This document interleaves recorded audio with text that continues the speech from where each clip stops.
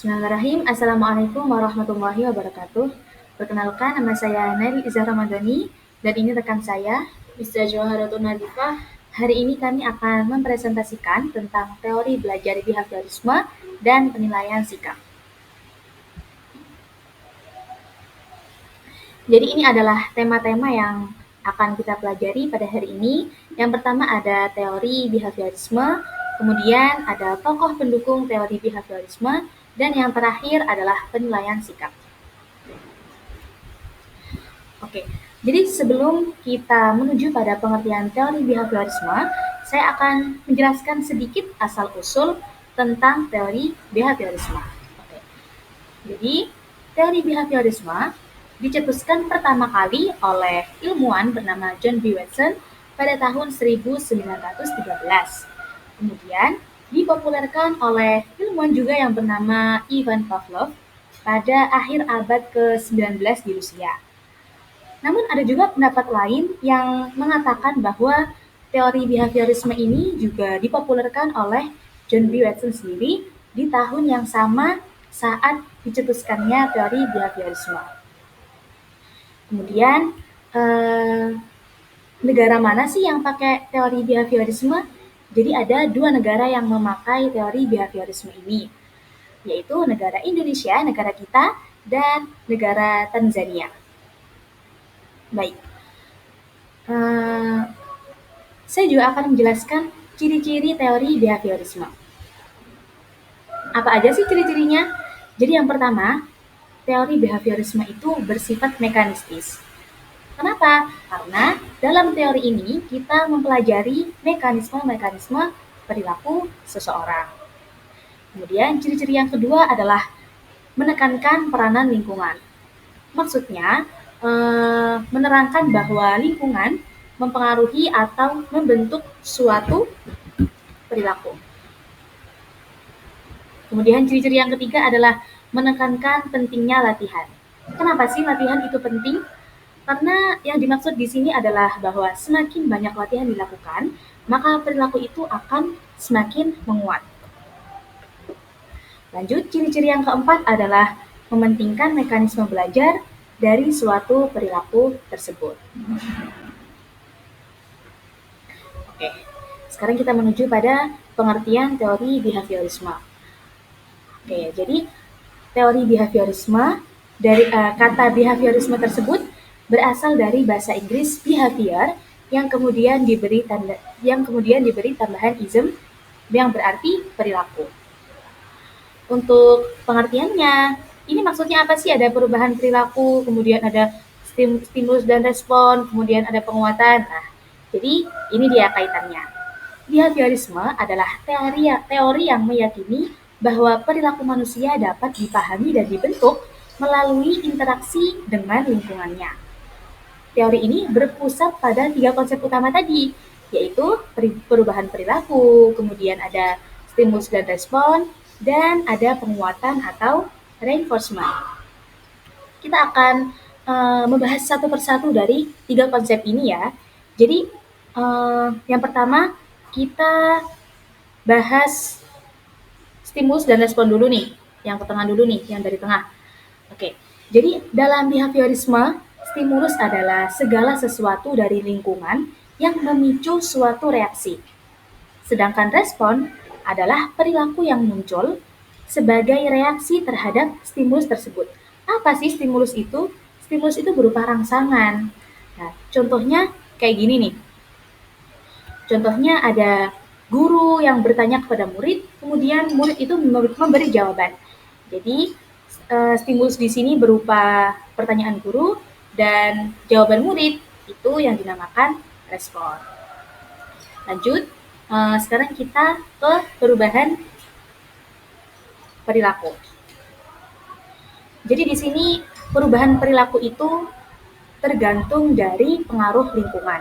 Maksudnya, behaviorisme menolak gagasan bahwa perilaku sebagian besar ditentukan oleh faktor internal. Apa aja sih faktor internal itu? Faktor internal itu meliputi pikiran atau perasaan. Sebaliknya, behaviorisme menekankan bahwa lingkungan adalah penentu utama perilaku manusia. Jadi gini singkatnya, menurut behaviorisme itu perilaku terbentuk bukan dari pikiran, tetapi dari pengaruh lingkungan itu sendiri. Contohnya gini, seorang anak yang tumbuh di mana lingkungan orang dewasa sering membaca buku akan lebih mengembangkan kebiasaan membaca daripada anak yang tidak kumpul dengan lingkungan itu. Oke. Kemudian yang ketiga atau yang terakhir adalah penguatan atau reinforcement. Yang dimaksud di sini penguatan adalah konsekuensi dari suatu respon yang meningkatkan kemungkinan respon tersebut akan terjadi lagi atau tidak di masa depan. Singkatnya, lingkungan menyediakan stimulus yang memicu respon, kemudian penguatan yang diterima setelah respon tersebut menentukan apakah perilaku tersebut akan diulang atau tidak. Oke, sekarang kita lanjut pada tokoh pendukung. Baik, sekarang kita berpindah ke tokoh-tokoh yang mendukung teori behaviorisme. Nah, yang pertama di sini ada Edward Lee Thorndike atau singkatnya bisa kita sebut dengan Thorndike saja seperti itu. Nah, Thorndike adalah seorang psikolog yang berasal dari Amerika dan lahir pada tahun 1874 dan meninggal pada tahun 1949. Thorndike menghabiskan hampir seluruh karirnya di Teacher College, Columbia University. Kemudian teori yang dikemukakan oleh Thorndike adalah connectionism teori atau banyak kita sebut sebagai dengan istilah trial and error. Untuk menemukan teori tersebut, Thorndike melakukan berbagai percobaan. Nah, dalam percobaan pertamanya, Thorndike menggunakan seekor kucing yang sedang dalam kondisi kelaparan. Kucing itu kemudian dimasukkan ke dalam sebuah kurungan. Mengapa dimasukkan ke dalam sebuah kurungan? Karena Thorndike ingin mengetahui, Thorndike ingin membuktikan bagaimana respon dari kucing tersebut, bagaimana dia bisa melepaskan dirinya dari kurungan itu tadi untuk menuju ke tempat makanan.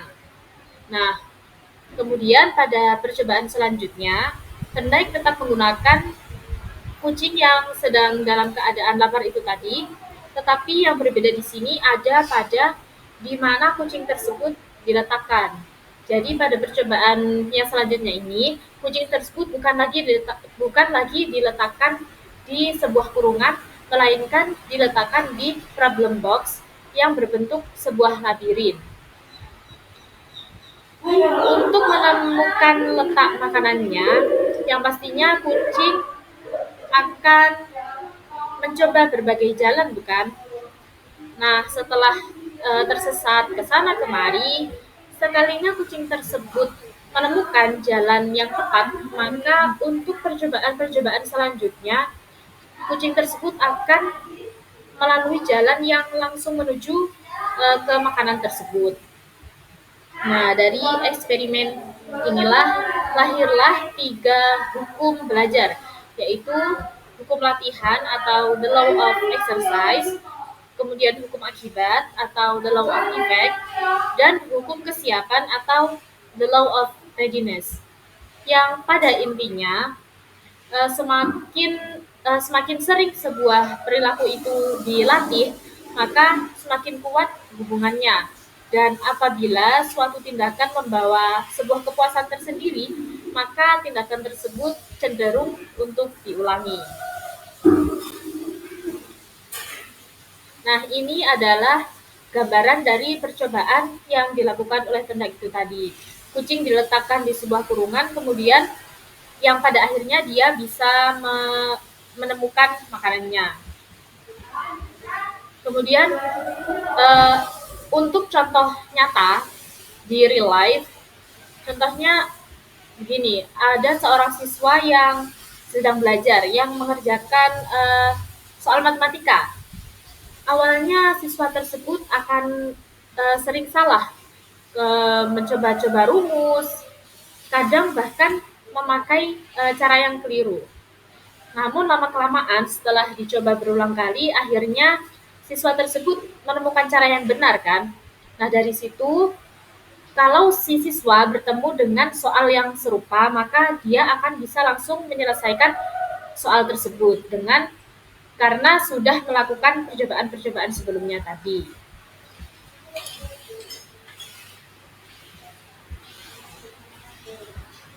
Oke, berlanjut ke tokoh yang kedua bernama Ivan Petrovich Pavlov dengan teorinya classical conditioning. Nah, Pavlov ini lahir pada tahun 1849 di Rusia dan meninggal pada tahun 1936. Pavlov ini terkenal dengan percobaannya, yaitu percobaan menggunakan anjing dan bel. Nah, ia melakukan eksperimen tersebut untuk meneliti proses belajar melalui pengkondisian. Jadi pada awalnya anjing akan mengeluarkan air liur secara alami ketika anjing diberi makanan. Peristiwa inilah yang dinamakan respon tak terkondisi atau unconditioned response. Nah, Pavlov kemudian membunyikan bel setiap kali dia akan memberikan makanan ke si anjing. Setelah dilakukan berulang kali, hanya dengan mendengar bunyi bel saja sudah cukup membuat anjing bereaksi, yaitu dengan mengeluarkan air liur itu tadi. Nah, dari sini bel yang semula bersifat netral akhirnya berubah menjadi stimulus terkondisi atau yang disebut dengan conditioned stimulus. Kemudian lahirlah teori classical conditioning, yaitu perilaku bisa dibentuk dengan membiasakan stimulus tertentu. Nah, ini adalah gambaran dari percobaan yang dilakukan Pavlov. Kemudian untuk contoh nyatanya, sama seperti anjing, setiap kali sama seperti anjing yang dengan bel tadi, siswa ketika mendengar bunyi bel istirahat, siswa akan langsung merasa lapar kan. Nah, jadi spontan merasa lapar, padahal belum waktunya untuk makan siang kan. Nah, itu karena si siswa sudah terbiasa makan ketika jam waktu istirahat itu tadi. Nah, selanjutnya kita menemui Edwin Ray Guthrie di sini. Beliau Guthrie lahir pada tahun 1886 di kota Lincoln, Nebraska dan meninggal pada tahun 1959. Guthrie menempuh studinya ke Universitas Nebraska dan lulus dengan sarjana matematika. Kemudian dia melanjutkan studinya hingga memperoleh gelar PhD dalam logika simbolik di University of Pennsylvania. Teori yang dikemukakan oleh Guthrie adalah contiguous conditioning theory. Guthrie percaya bahwa kebiasaan itu terbentuk dari pengulangan stimulus dan respon yang terjadi secara berdekatan. Misalnya, kalau siswa terbiasa duduk rapi setiap kali bel masuk berbunyi, maka lama-kelamaan itu akan menjadi sebuah kebiasaan. Nah, untuk mendukung teori kontiguitasnya, Guthrie melakukan eksperimen. Tetapi di sini kami memohon maaf karena kami tidak bisa menemukan gambar tentang eksperimen dari Guthrie. Jadi kami hanya akan menjelaskannya saja. Jadi Guthrie melakukan eksperimen dengan seekor kucing yang dimasukkan ke dalam kotak puzzle, di mana kotak tersebut dilengkapi dengan sebuah alat yang jika alat tersebut disentuh maka pintu kotak dapat terbuka. Mirip dengan teori-teori sebelumnya, Putri juga menjelaskan bahwa hubungan antara stimulus dan respon cenderung bersifat sementara. Jadi diperlukan adanya pemberian stimulus sesering mungkin supaya hubungan stimulus dan respon tadi bersifat lebih menetap. Putri juga menekankan bahwa pemberian hukuman atau punishment yang tepat dalam sebuah proses pembelajaran itu penting. Karena pemberian hukuman yang tepat itu tadi mampu merubah kebiasaan dan perilaku seseorang. Baik, sekarang kita sudah sampai di tokoh pendukung teori behaviorisme yang keempat. Jadi tokoh yang keempat ini bernama Burrhus Frederick Skinner. Kita sebut saja B.F. Skinner ya, untuk lebih singkatnya. Oke, B.F. Skinner adalah seorang psikolog sekaligus penulis yang berasal dari Amerika. Skinner lahir di tahun 1904.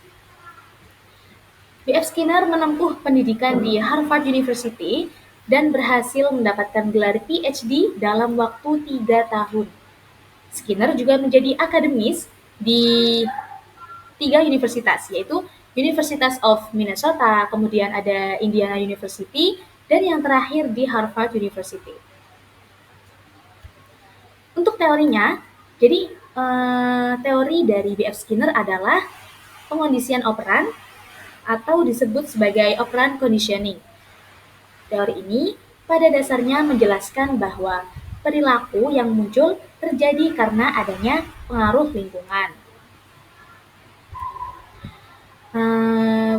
Perumpamaan seperti ini. Jadi, jika sebuah tindakan diikuti oleh hasil yang menyenangkan, kita cenderung akan mengulangi tindakan tersebut.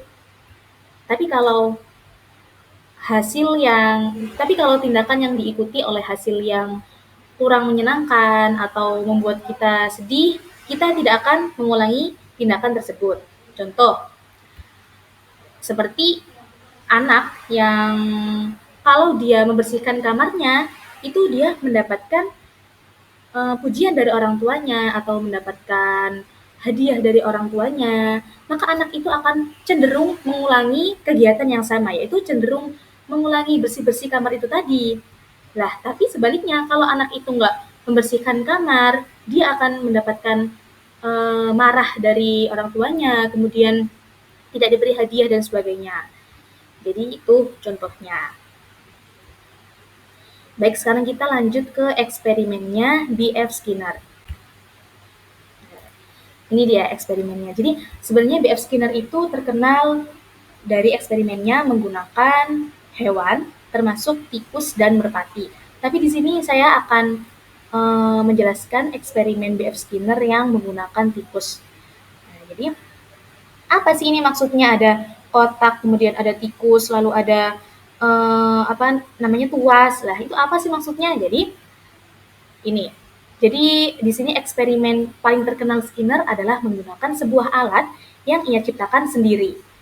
Alat itu disebut sebagai Skinner box atau kotak operan. Jadi ini adalah kotak operan atau Skinner box yang Skinner buat sendiri. Kemudian apa gunanya tikus dimasukkan ke dalam kotak? Kemudian ada tuas di sini, apa sih maksudnya? Jadi di sini tikus ini dalam keadaan lapar yang kemudian dimasukkan ke dalam kotak Skinner box. Dalam keadaan lapar itu, tikus nggak tahu nih kalau tuasnya ditekan akan mengeluarkan makanan. Jadi namanya tikus kan tantrum ya, apalagi kotaknya kecil. Jadi tikus itu muter-muter, kemudian tanpa sengaja menekan tuas yang kemudian mengeluarkan makanan. Nah, dari hasil eksperimen itu, tikus akan mengetahui bahwa jika tuas itu ditekan akan mengeluarkan makanan. Itu deh. Jadi terus apa sih hubungannya dari manusia tadi?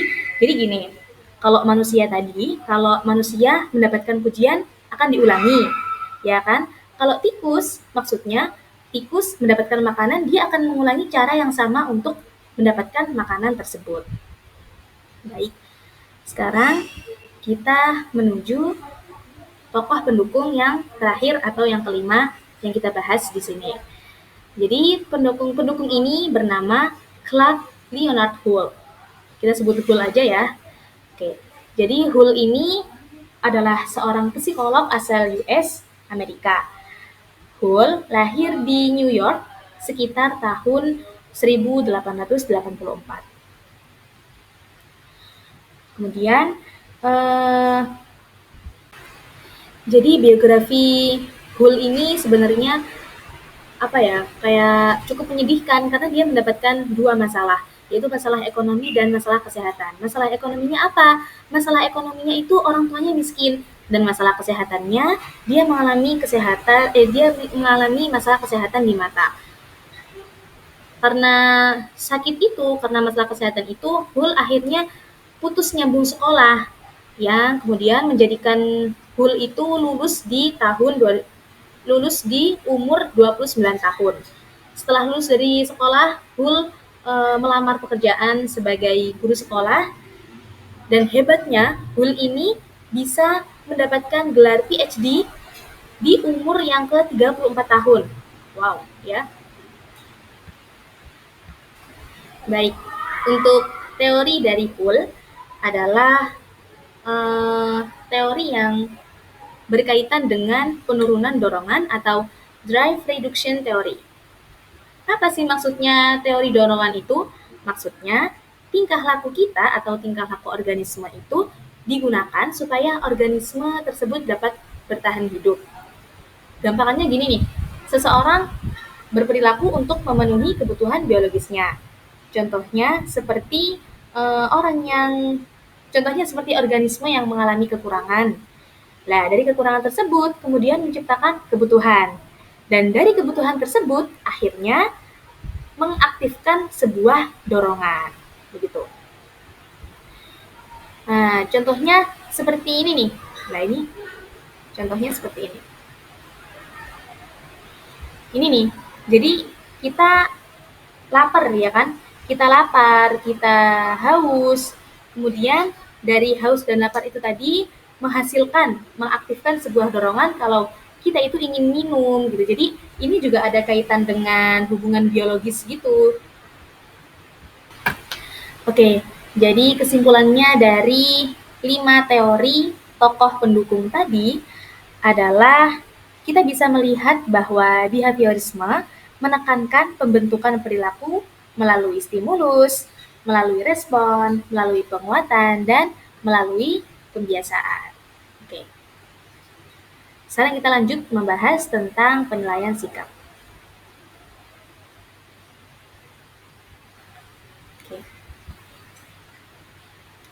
Oke. Jadi, pengertian penilaian sikap adalah proses menilai, mengevaluasi, dan mengamati perilaku serta perubahan sikap peserta didik. Sebenarnya sudah jelas ya, namanya juga penilaian. Jadi ya pasti proses menilai. Penilaian sikap berarti ya menilai sikap, menilai perilaku dari peserta didik itu.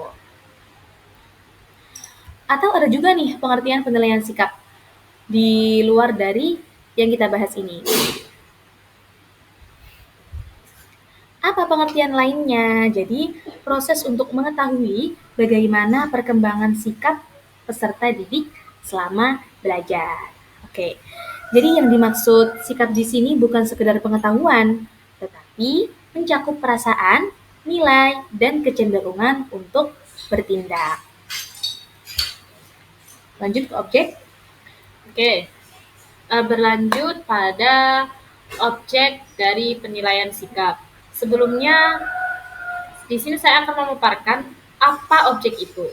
Nah, objek adalah sesuatu yang dijadikan sasaran daripada sebuah penelitian. Jadi, sasaran untuk diteliti atau diperhatikan. Sudah tertera ada 3 objek penilaian sikap di sini. Yang pertama yaitu sikap siswa terhadap materi pembelajaran. Jadi, apakah siswa tersebut akan tertarik atau tidaknya pada materi pembelajaran.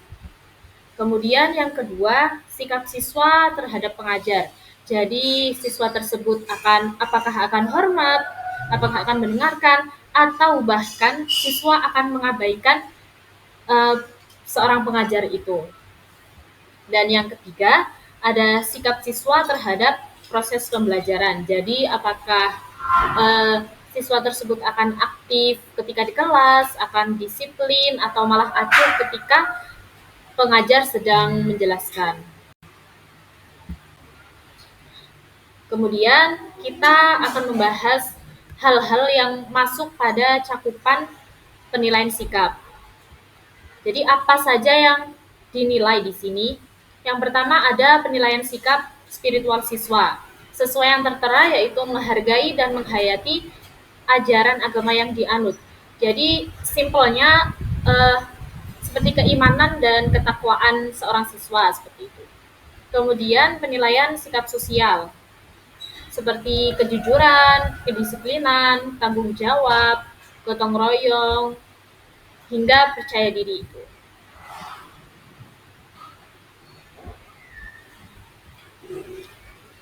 Kemudian, bentuk instrumen daripada penilaian sikap.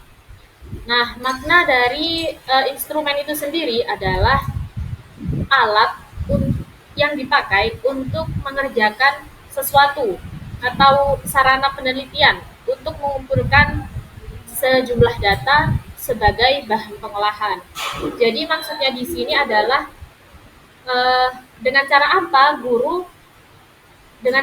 guru akan menilai sikap siswa. Nah, ada 4 nih. Yang pertama, yakni melalui observasi. Jadi guru akan mengamati secara langsung perilaku siswa sehari-hari.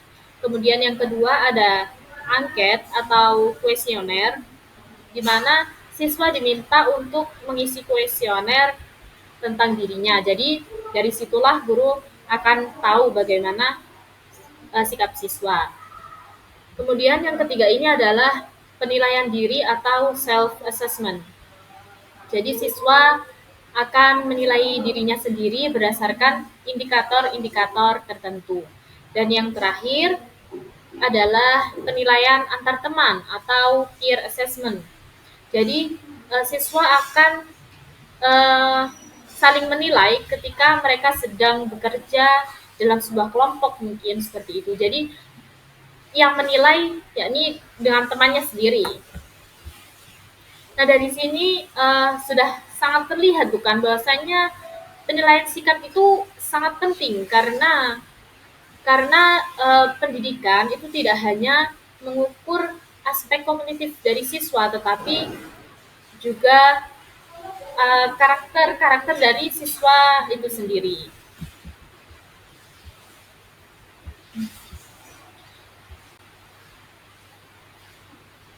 Nah, alhamdulillah kita telah sampai pada penghujung pemaparan pembahasan tadi.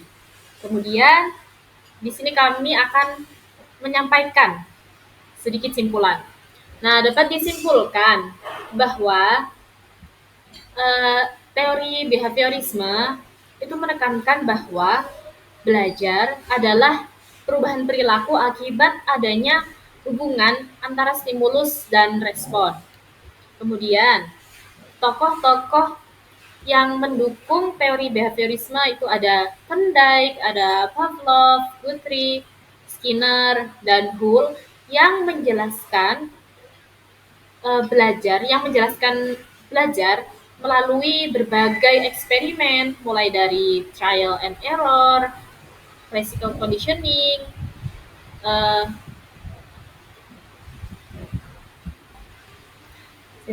Diulangi ketiga. Oke, mohon maaf. Saya ulangi, tokoh-tokoh yang mendukung teori behaviorisme ada Thorndike, Pavlov, Guthrie, Skinner, dan Hull yang menjelaskan belajar melalui berbagai eksperimen, mulai dari ada trial and error, classical conditioning, kemudian teori kontiguitas, operant conditioning, dan dari Hull ada drive reduction theory.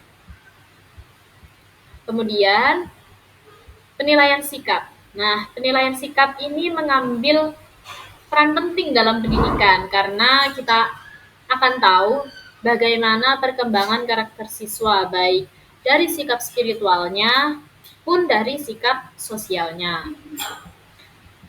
Harapannya, pemahaman tentang teori behaviorisme dan penilaian sikap ini bisa membantu kita sebagai seorang calon pendidik untuk menjadi lebih peka dalam mendidik peserta didik nantinya, tidak hanya dari sisi akademik, tetapi juga dari sisi perilaku dan karakter peserta didik.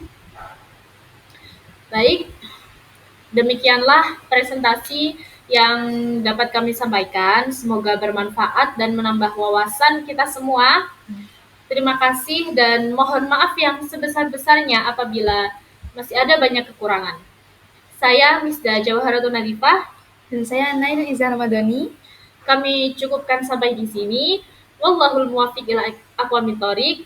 Wassalamualaikum warahmatullahi wabarakatuh.